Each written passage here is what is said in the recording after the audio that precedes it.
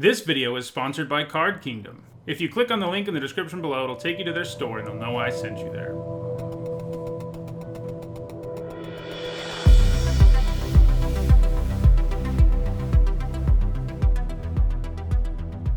Hello everyone, I'm Didnt Say Please, and today I'm bringing you a special bonus video. Every time a limited format comes to a close, I like to look back at the cards that I was wrong about in my limited set review.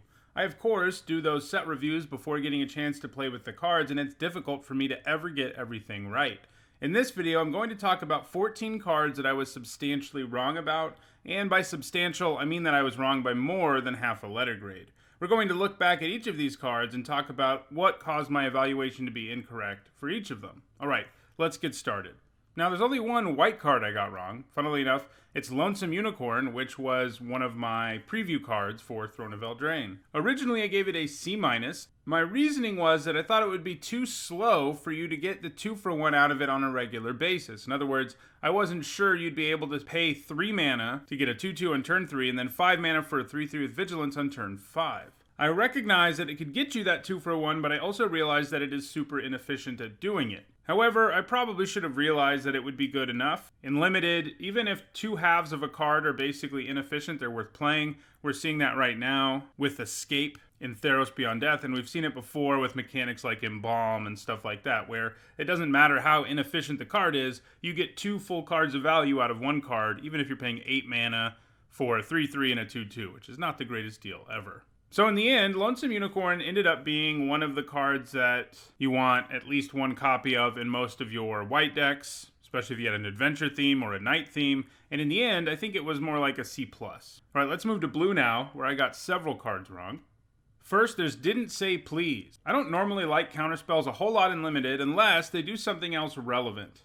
And I didn't think milling the top 3 cards of your library, of your opponent's library, was going to be relevant enough. We see lots of formats that sort of have a mill deck in them not really pan out, but what I was wrong about here, and we're going to see other blue cards I was wrong about as a result, is that the mill deck was very legitimate in this format, and Didnt Say Please fit perfectly into that deck. Additionally, the format ended up being grindy and slow enough that Didnt Say Please could sometimes get you a great deal, your opponent spending a lot of mana, you spending very little. It also was pretty nice to use to counter cards with Adventure, because if you counter the Adventure half, they don't ever get the other half either. So it ended up having some additional upside I didn't expect, and the mill deck ended up being legitimate. So originally I gave it a D+, a grade that means you'll run it if you have to, but in the end it's a solid playable for blue decks in the format. It's a C. Next, it's Folio of Fancies, which is another mill card. This is a particularly interesting one. I gave it an F because I thought it would just be very difficult to make it work. I didn't like the idea that the card draw was symmetrical. I didn't like the idea that if your opponent's hand was empty, it didn't do a whole lot. I just thought it would be dangerous to play and not really work out, and I gave it an F. But it turns out it's pretty good because the mill deck's legitimate, but it was also really good because if you just played it on turn 2, you could just mill someone out if you just use this ability every turn, assuming they're not putting too much pressure on you. And it's an interesting card because I know some people, like people in Twitch chat, came away eventually in the format thinking Folio of Fancies is a bomb, but I have to say it's certainly not a bomb, and I don't even think you want to first pick it in the format, because if you don't play it on turn 2, if you play it later than that, it has quickly diminishing values. And it's much better than an F. It certainly isn't unplayable. It's a solid playable, especially if you're in the mill deck. I think it ends up being a C+, though. If you played this format enough, I'm sure you had situations where your Folio of Fancies was utterly useless even in your mill deck. And because of that, it's very, very difficult to say you want to first pick it, and certainly difficult to say that it's a bomb. But, 2.5 letter grades higher, it's a pretty big deal. Next up, we have Merfolk's Secret Keeper, yet another mill card. I gave it a D. I think it's a good approach to have, honestly, in Limited, generally, to say, if there's a mill deck in this format, I'll believe it when I see it, because in the majority of formats, when you force a mill deck and try to make it work, it's not going to work. Milling is just an inconsistent strategy in most formats. Milling your opponent in some formats, like the one we're in now, Theros Beyond Death, it's more of a disadvantage than an advantage because of all the graveyard synergy. You have to have a critical mass of ways to mill your opponent, and all of those things are hard to make happen in most Limited formats, but it was possible in this format, and largely because of this card here, Merfolk's Secret Keeper. Its ability to mill 4 cards was pretty nice for only 1 card, and the fact that it's a nice 0-4 for 1 mana, which, isn't nice, I shouldn't say nice, but it was able to block for a pretty long time in this format. It was the right size. You could also do things like bounce it and get to use its ability again. get it back from the graveyard, get to use its ability again. There were lots of ways to turn, 2 or 3 Merfolk Secret Keepers into like 22 cards of mill, and that's plenty, especially if you have other stuff in your deck like Didnt Say Please. And for a while on Magic Arena, Merfolk Secret Keeper was probably even better than the grade I'm going to give it now, and that's because you could get so many copies of it that taking it was wise, because you could get 6 or 7 of them, and if you were doing that, you were going to be in pretty good shape. In the end, I think the Secret Keeper is just a solid playable, with sort of the caveat that if you end up in a deck that really wants to mill people, and you've already got like 2 or 3 of them, the 4th copy you should probably start valuing somewhere around a B-, but the first copy is probably a C. Going after it super early isn't wise, usually, but it can work out. Now let's move to black. First in black, there's Malevolent Noble, and usually, when I'm wrong in a set review, I miss low. However, in Malevolent Noble's case, I actually missed high, which I do with a couple of cards each format, but usually, I'm someone who misses low. And for Malevolent Noble, I gave it a B. What was my rationale? Well, it was a grizzly bear with upside, and there's food, there's artifacts, there's other artifacts, there's creatures, there's things you can sacrifice to him to make him bigger. And I thought that would be enough. But in the end, he turned out to be pretty low impact most of the time. Sure, he could get bigger, but you often wanted to use your food for various other synergies, not to give to your Malevolent Noble. He was a solid 2-drop, but in the end, I don't think he was much more than that. His activated ability is kind of expensive. You couldn't always leave mana up. I mean, he just ended up being kind of lame. I thought he was going to be a 2-drop that you could first pick sometimes, and he certainly wasn't that.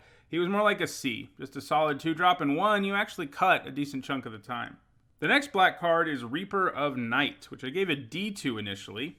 This was a card in my set review that I explicitly said that I wasn't sure about. I had sort of up and down feelings about it. For a while, I thought it was too clunky, but then I started to think about the fact that it was a 3-for-1. But obviously, in the end, I ended up thinking it wasn't that good, and it would be like a finisher you ran if you were desperate for one. However, Reaper Knight ended up being considerably better than that. Players tend to hold on to cards in this format, and he could often use Harvest Fear to go after a couple of cards, and then he ends up being a pretty legitimate flyer in the late game that can end you games and be a decent finisher. He still isn't like, the finisher you're hoping to get in most cases, but he's a perfectly solid one and one you'd run a decent amount of the time. I gave him a C. Next up, it's Revenge of Ravens. And this is an interesting one. I have it here even though it doesn't quite meet the criteria for this video. I said I had to miss things by more than half a letter grade, and in this case, I do think I only missed it by half a letter grade. I gave it a C originally, and it ended up with a C+. So why am I talking about it? Well, because I think it's an interesting card to talk about in terms of the way people's thoughts, including my own, developed about this card. So initially, I thought it would be sort of mediocre, obviously. I gave it a C. But then, in the early going of the format, it started to feel like it was way better than a C. It started to feel like you wanted to be taking it with first picks. It made it very difficult to lose, or at least that's what I thought at the time. And yeah, for a while, I think it was probably a B in the estimation of most people. But as the format wore on and the different archetypes sort of came into being, it became clear that Revenge of Ravens, while quite good against the night decks, the creature-heavy decks that are around, was almost useless against both mill and food decks. Those two decks could pretty much ignore the life that you're draining from them and the life that you're gaining in the case of the mill deck. And those were two of the really big decks in the format, and because Revenge of Ravens was all but useless against them, it was really painful to have it in your hand and to cast it against them when it did almost nothing. And even the aggressive decks, like the Night deck, had Brimstone Trebuchet, which it could use to get around this effect. You still had to play it relatively early. But yeah, I mean, it was good against Knights, it was good against Blue-Red because it could shut down all those fairy tokens. There were certain things it was really good against, but in the end, it certainly wasn't a first pickable card. It was probably, a sideboard card, a sideboard B or something like that. And something, though, that you don't always run in your main board, and when you do, it's going to be a C plus rather, and not much else. So its letter grade only went up by half, which I don't normally include those cards in these videos, but I think it's an interesting one to talk about. I think some people are still pretty high on Revenge of Ravens, but I think overall people have realized that it's more of a sideboard card than anything. All right, let's move to red. First up, we have Embercleave, which I gave a pretty good grade to. I thought it was going to be good. Gave it a B. That means it's a pretty good card you first pick pretty often.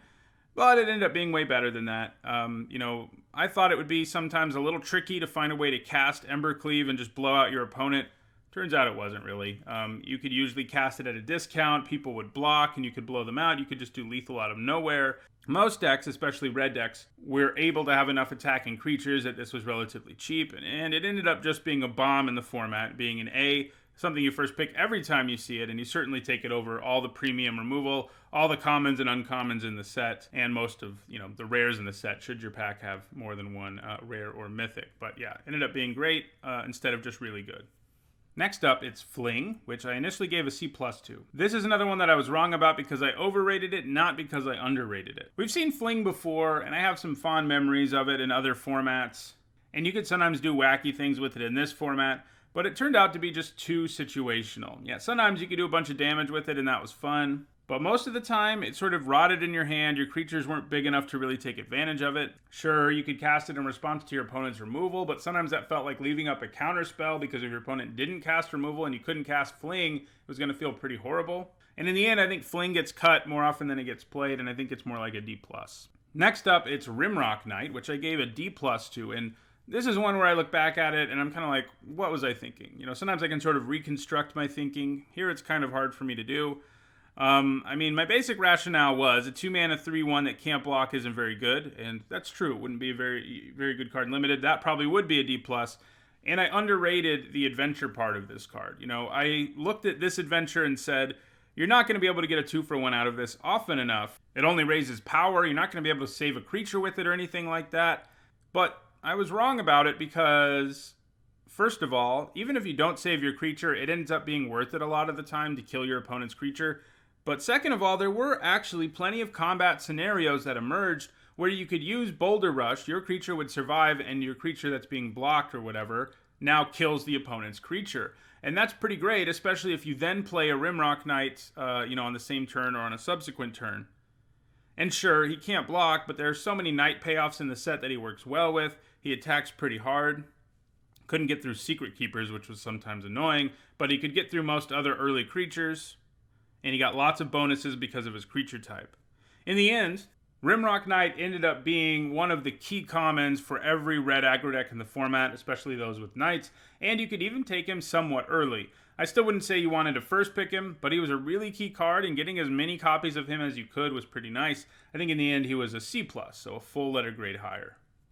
Alright, now we're in green, where our first card is Curious Pair. I gave this a D+, similar reasons to why I gave Rimrock Knight a D+. I didn't think it was going to be that great to pay 3 mana for a 1/3 and a food token, but it turns out in this format that was pretty good. There are so many sweet food synergies, and I knew food was going to be good, but it ended up being even better than I thought. Even in the absence of synergies, food tokens make it really hard for your opponents to race you, and it has a semi-reasonable body for 2 mana, so it went from being a card you would cut most of the time to being a solid playable for your green decks, which means I gave it a C the second time around. Next up, I have Edgewall Innkeeper. Almost every set, there's a card I'm wrong about because I think it'll be too hard to build around. I sort of know it's going to have a high ceiling, but I'm sort of skeptical that I'll be able to build around it. And that's what I ended up with Edgewall Innkeeper. I gave it a C in your typical deck in the format and a B- in a deck that could really take advantage of it. I just thought it would be hard to get enough adventures to really make him worth it. Though I did note that he, a C means he was solid in a deck. Your typical green deck was going to have enough adventures that I thought he'd be pretty good. But it turns out both the floor and the ceiling are even higher. He's super easy to build around. You don't even consciously have to do it. And he ends up being an insane engine if you're allowed to keep him in play in a lot of green decks with adventure in this format. So in the end, I think it was a C+ in your typical deck and a B+ in a deck that could really take advantage of it, which meant that most of the time when you saw Edgewall Innkeeper early, you took it. Next up, we have Garenbrig Carver. This is another one very similar to Rimrock Knight, very similar to the Unicorn. I saw both halves of this card and said, man, they're both not very efficient. A 4-mana 3/2, 2 mana for that trick doesn't seem that good. And I did recognize in my set review, I said you can get a 2-for-1 with this, but I thought it would be too hard to do. So I gave it a C-, which meant it was a card that got cut a decent amount of the time, but it was fine. But in the end, it was pretty easy to get those 2-for-1s between the trick half and the creature half. Adventures had a lot of sweet synergies. And in the end, he was a lot like Rimrock Knight, one of the key commons for aggressive green decks in the format, and a C+ instead of a C-. All right, our last card is a gold one, and it's OCO Thief of Crowns. This is one that most people got wrong, both in constructed and in limited. including Wizards, who didn't realize he was going to be nearly as good as he was. And I gave him a B, though, originally. I thought he was going to be a good Planeswalker, a card you'd first pick almost every time you saw him. But I didn't really figure out, again, as most people did not, that he was way better than that. In the end, he was an A. I sort of looked at OCO and thought, he makes a food token, then he can turn that token into a 3/3 to protect him, then he has a -5 that's pretty powerful, the ability to exchange control of things. And I think the big place where we all went wrong with OCO was underrating his +1 ability, and the fact that it can interfere with your opponent's creatures, you can use it to make your food token into a 3/3, you can do all kinds of things with that +1 that are good. And he's only 3 mana, and he can really take over the game. There are times in Limited where he wasn't clearly wasn't as good as he is in Constructed. There would be times when you play him on a really crowded board where he just couldn't do anything. But as long as you played him relatively early, his high loyalty was pretty good. He could even protect himself to some extent by immediately turning one of your artifacts into a 3/3. He just has the whole package. These food tokens and the 3/3s he gives you and the ability to exchange things. He doesn't have the ability to draw cards per se, but he definitely gives you multiple cards worth of value with only 1 card. And in the end, he was really good. I still don't think he was the biggest bomb in the format, but he should have made my top 10 list. He probably would have been like number 6 or 7 on it, though, not number 1, just because he does have his limitations in Limited. But most of the time, he just takes over games. He's pretty awesome. And, we all missed that until we played with or against OCO. All right, well, those are the cards I wanted to talk about. I'll be back to do this again once we get near the end of Theros Beyond Death, because inevitably I'll have cards wrong in that set review as well. If you enjoyed this video, don't forget to like it and share it so that others can enjoy it too. If you want to see more content related to Limited, subscribe. I do draft videos twice a week and set reviews every time a new set comes out. Thanks for watching.